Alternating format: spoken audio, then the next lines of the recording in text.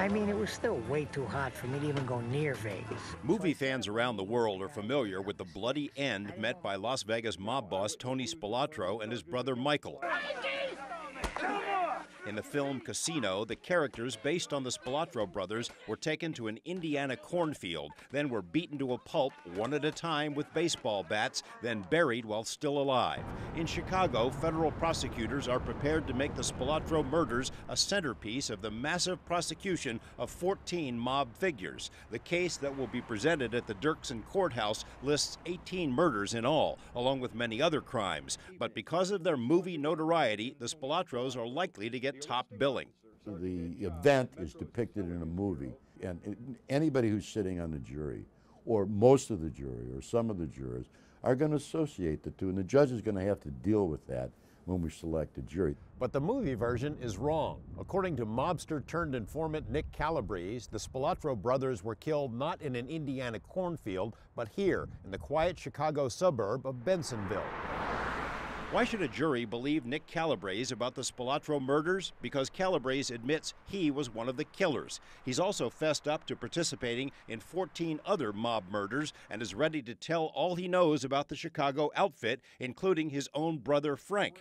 This is the story told by Calabrese and corroborated by the FBI with other sources. Tony Spilotro, who is facing 3 indictments in Las Vegas, returned to Chicago in the belief that he might be in line for a promotion in his hometown. Former mob associate Slick Hanner. The reason they got killed was they was going back to Chicago to take over the outfit.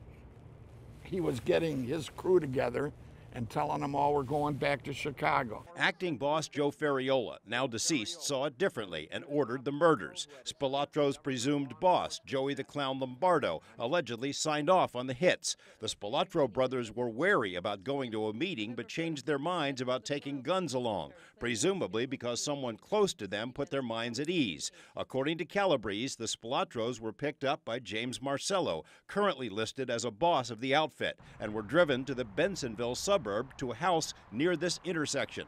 Tony was supposed to get a promotion. Michael was to become a made member. When they got to the house, they were taken to the basement for the ceremony, and that's where Marcello, Calabrese, and 4 other men beat them to death.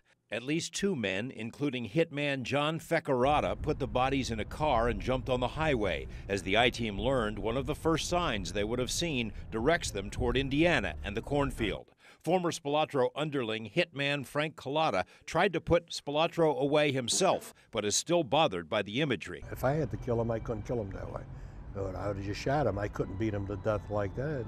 And let his brother watch it or vice versa. The bodies were never supposed to be found, but were. For botching the burial job, Ferracata was murdered by Nick Calabrese. Years later, DNA evidence from that murder allowed the FBI to turn Calabrese into a witness, which led to the indictments of all the others. Defense attorney Rick Halpern ridicules the government for going after men whose average age is 75. He says his client, Joey Lombardo, was in prison when the Spilotro murders took place and had nothing to do with them. It's decades later, but the trial will still be watched in Las Vegas, where family ties run deep.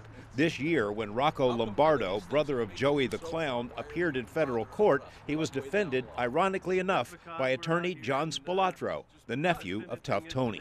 Yeah, but everybody else